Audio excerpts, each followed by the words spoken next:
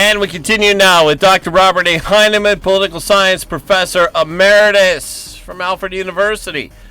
Dr. Bob, it is a pleasure. Thank you, Brian. I'm happy to pick up the baton and carry on here. Joe Biden's VP candidate in the presidential race for the Democrats, November 2020. Well, I think the situation has changed rather dramatically, Brian. And I think our listeners should be brought up to date on this.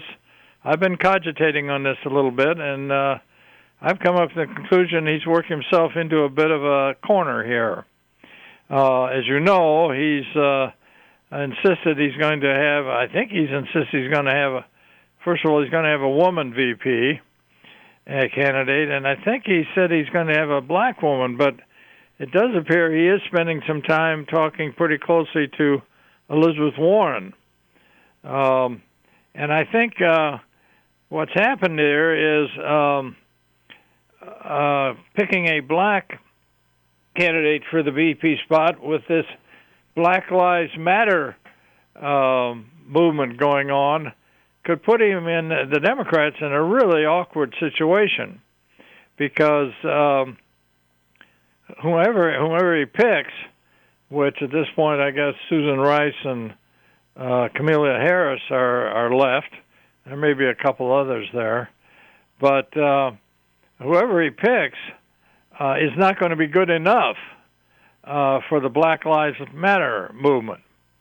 So you're going to have a black candidate for VP and a woman who's going to have to continually fight off these demands from this whole Black Lives Matter effort, so that in terms of things like defunding the police, situations like you have in downtown Seattle, where a whole police precinct has been taken over by these activists, a situation that is where you're having them calling for reparations for the mistreatment of black people as in the past.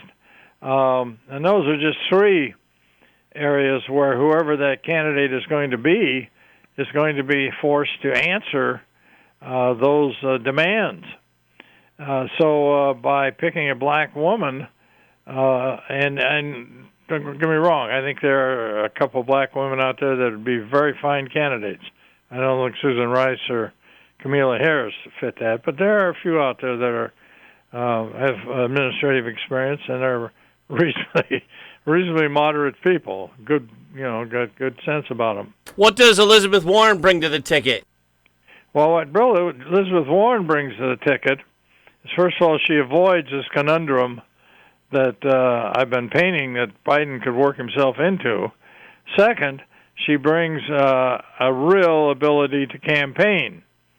And I just don't see Joe Biden out there once he gets out of the basement and gets his eyesight and perspective back here. I don't see him as being a really effective campaigner at all. In fact, the gaffes that he's made up to this point indicate that you really don't want to let him out in the open too much. And Warren, first of all, is very bright. I don't have much use for what she stands for, but when you get right down to it, she's not, off the wall in terms of this liberal and some of these movements and victimization, all that sort of thing. But the point is, she is a very hard campaigner, and she's a woman, and she has run reasonably well in a number of these primaries, so which is better than Kamala Harris has certainly done, and obviously Susan Rice, I have no idea what kind of candidate she would make out on the hustings. So Warren does bring some enthusiasm, and I think she speaks to a reasonable portion of the Democrat Party. So I think we can just watch this, but I think Mr. Biden may be walking into a bit of a awkward situation here. Can we bring up the topic that I've been dying to bring up, Dr. Bob? Bomber Bolton's new book, I Screwed Both Sides and Nobody Likes Me? Yeah. It's actually called The Room Where It Happened, but go ahead. Quite certain that was the title. That may be the subtitle there that you just got across there. Well, Bolton, as you know, we've never had that much use for him in any way, shape, or form, and I frankly was not pleased that Trump had picked him as his head of security, or what was he, head of national security or something of that sort. Yeah. The guy is one of these guys, and there's a whole crew of them out there inside the Beltway who's hung around and has hooked himself onto this think tank and that think tank to try to make a living. And, he was on Fox News there quite a bit for quite a while. And so he sort of presents himself as an expert on this area of foreign affairs or that area. And, I think he does read up on this stuff, and I think he's got some sense of what's going on in some of these places. But he's a neocon, he's a hawk, and he's always been pushing. They don't call him Bomber Bolton for nothing. And the fact is, Trump wants to get us out of these areas, which he has done to a great extent, and obviously that didn't make Bolton happy. It's really sad. You got a guy like that who's not afraid to waste American lives wherever he goes, and he's one of these people inside the Beltway who basically is very good at undercutting people and basically stabbing them in the back. And that goes not only for Trump, but for his ability to handle other situations.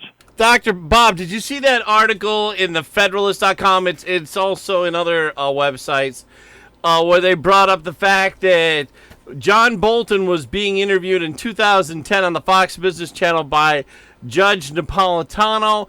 And in the interview, and they have the video of it, Bolton said he would have no problem lying to the public if he thought it was a necessary way of protecting the public. Your thoughts on that? Right. Well, no, that's the attitude you're dealing with, though. But there are other people that will take that position, from Franklin Roosevelt on through. But I think the real issue here is whether Trump or a sitting president can insist that his top aides sign non-disclosure agreements. And I think that's a fair approach to working with your aides and having an executive branch that can act forcefully and can act in a what do we want to say, clandestine manner if they have to. That's essential, and you can't have aides that you're worried are going to turn around then and suddenly try to make a lot of money off of their relationship with you while you're in office. Now, I don't have anything against Bolton or anybody else. Once Trump is out of office, they're free to write all the memoirs they want, as far as I'm concerned. But to do that while the president is still in office, from his top aides, I think the president has every right to insist that they have to withhold the kinds of private and security arrangements that were being discussed while the guy was an aide. I mean, that's just, first of all, it's unethical. But secondly, it does, and I think the administration's taken the position, that it does threaten national security, because there'll be discussions and things released in the book or in whatever the top aide is writing that you're really not interested in letting our allies or our enemies be aware of. It's just so I think it's fair to say, you want to write your book, you got to wait till I've left office. Now, I'm trying to think of the different times that that's happened. There was a Secret Service officer named Gary Byrne, I think, who wrote a book about protecting Bill Clinton, and there was the Don Regan book that came out. That was when Reagan was still in office, correct? I don't think so. It might have been, but it would have been right toward the end of. Yeah, I think it was towards the end of there. I remember seeing that in one of those old McLaughlin groups back in the 80s, Doc. It could be. I don't know. It may have happened. But again, the idea that I'm not certain those books. I mean, what Bolton is trying to do is just savage the president. And and what's interesting here as well, of course, he had the opportunity to appear before the House Judiciary Committee and the Intelligence Committee and speak in a forthright manner if he had something to release, which I guess in a way he could have done, although, again, Trump could have invoked executive privilege and prevented him from testifying, so I don't know where that entered in there, too. But now Pelosi is very unhappy because coming out with this book, and she's saying, well, look, we asked him to testify. We asked him to come in and give his side of the story, and he refused to do it. So now, again, if the book is published, which apparently it already is, it's bouncing around out there, but if it's prohibited from being disseminated, I suppose that'll hold back the money. But if the Trump administration fails to do that, he will sell a lot of books. He'll make a lot of money off this. And the whole thing is kind of sick, actually. And the question is, how much of it is actually verifiable and how much of it is true. He's in a position where he can put nuances on all these meetings and such. It's not a good situation. Now, the president came out against John Bolton on Thursday and said that he should have fired National Security Advisor John Bolton for stupidity during the negotiations with North Korea. Which brings us to the next topic, North Korea making all kinds of threats, Dr. Bob. Yes, I think something is definitely happening there inside North Korea. And I think, what's his name, Kim Jong-un may well be in a rather volatile situation. I think, first of all, it's clear that he's been very ill. And I don't know how many public appearances he's made recently, but certainly there was a period there, a month or more, I think, where he just was out of sight, and there were all kinds of rumors about his health. And his sister now has begun to play a bigger role in public appearances and threats to South Korea and such. So I think there are a number of things happening there. Plus, I think it's quite possible that the COVID-19 is wreaking havoc in North Korea, and I think it's possible that Kim Jong-un is seeing his position undermined by, who knows, perhaps the military, perhaps his sister over there. And so the response, I think, is being to be much more aggressive toward the United States and South Korea. Now, how far he can push that, I don't know. But I think it's a sign, frankly, of weakness on his part. And so we'll have to watch that pretty closely. And I'm certain the United States is keeping a very close eye on that. But it's dangerous. There's no two ways about it. Because the man does have nuclear weapons. So just a heads up there, Brian. Dr. Bob, I do want to get to some state news stories, but I wanted to ask you first, what do you make of this headline from the Bongino report? Congress plans to target big tech for circulating Chinese propaganda. Now, that's after they pulled a Trump ad recently for supposedly having some kind of World War II or a Nazi insignia. Your thoughts? Well, I think the big picture here is that Facebook is out of control. And when you got somebody like Facebook, who is wealthy enough to basically balance the budget for us at the national level, I mean, you're talking about huge amounts of money, plus you're talking about huge amounts of power. I don't think Congress can control them, frankly. And so it really is kind of dependent on them to either keep the Chinese under control or prevent Chinese interference in our media. But Google has already bent several times to kowtow, to use a term, to the Chinese in China when they've complained about some of the things Google has done. The most recent thing I've seen is that well, no, it wasn't the Chinese. I guess it was a concern the North Koreans are going to interfere with the election. But the power of these media giants is, I mean, it's far beyond the print media like the New York Times or the Washington Post or even the TV media today. And I just don't know, frankly, how Congress is going to be able to bring them under control. So, they can talk about threatening to do this, threatening to do that, but I just don't think the government has the power right now to keep them under control. And that's just part of the kind of general chaos we're in right now, Brian. I want to get to that chaos in a moment, but first I wanted to ask you a state news question. What do you make of State Senator John Flanagan not just stepping down from his position, but getting out of the state Senate? Yeah. Well, he's grabbed a lobbying position with some healthcare, I think it's a healthcare operation, undoubtedly at big bucks. And he just basically, again, sold the Republicans down the river. Which has been pretty much the way he's handled his job over the last couple of years. And so I think we're now down to, I think there are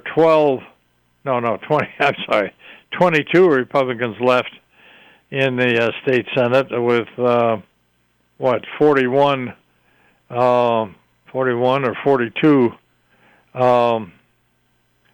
Democrats. And I think of those 21 or 22 Republicans left, 9 of them are not running for re-election. So there's the 9 seats that are going to be up in the air. So the Republicans could end up with 14 or 15 seats out of 62 or 63, 63, I guess, seats in the state Senate. I mean, it is a total, it's a tsunami is what it is. And Mr. Flanagan is the one who has led the way on that. And now he's going to step aside as quickly as he can and undoubtedly make good money representing this industry. It just gives you a good sense of what level of character this man has. On the topic of Governor Andrew Cuomo, Congressman Tom Reed has been, among others, has been pushing for an investigation into Governor Andrew Cuomo. Reed blames the death of 6,800 dead senior citizens on Governor Cuomo's decision. I wanted to ask you about that. Do you see an investigation coming out of Albany, maybe Washington? What do you think? Well, I don't know who's going to do the investigating. I don't think there's anybody left, frankly, to do that. Now, you could get something out of Washington, but I don't think, frankly, at this point, the federal government has the resources or interest in focusing on that. Cuomo's position is that basically he was just following the guidelines set up by the CDC. But there seem to be some real problems with that justification. And on the other hand, if the CDC, the feds don't take a interest here, there's nobody in New York State, clearly, that's going to be able to, because Cuomo controls the state pretty much with an iron fist. Now, what is involved here, of course, is this whole question of whether the nursing homes should be given immunity of some sort for suit, because the nursing homes, I think, are going to claim, look, we were forced to do that, which I think they were. But they're going to get sued if they don't get some immunity. And if they don't get some immunity and get sued, it's going to destroy. It's just going to destroy some of these nursing homes. So unless they're able to put their case together in good form in the courts, so I do think they have to be given some sort of limited liability here, protection. And because, again, I think they were put in this position, frankly, they didn't have much choice. Would you explain the logic there, Doc? The governor doesn't need immunity. The nursing homes need immunity from the lawsuits that they're going to get hit with. Okay. So if the state doesn't come in and give them some protection there from legal suit, it's going to destroy some of these nursing homes. I just don't, unless, of course, they're able to show in court that, in fact, they had no control over this and they were forced to do what the state ordered, which I think they were. But by the time you get done fiddling around with lawsuits that can go on for years, it's going to be a tremendous financial burden on them. So I think that's the key issue, or the crux of this whole thing right now. And so Congressman Reed can call for an investigation, but you got to find somebody to do the investigating here. Does he have any ties to the U.S. Senate? Who's what? Does Congressman Tom Reed, I don't see the House doing anything under Nancy Pelosi. Do you see the Republican-controlled U.S. Senate moving in that direction? No, I really don't. Although, I think, I think the U.S. Senate has other things on its plate there right now, and obviously I don't think Schumer and Gillibrand are going to be eager to have them investigating what New York State has done. No, I think at this point it's just going to be very hard to get any kind of investigation underway. The only place where you're going to get any action would be in the courts. Okay. Well, with that, looks like we are out of time. Dr. Robert A. Heineman, political science professor emeritus. We will join you next week. Well, thanks for giving me a chance to vent my views here. That's what we're here for, Doc. Thank you.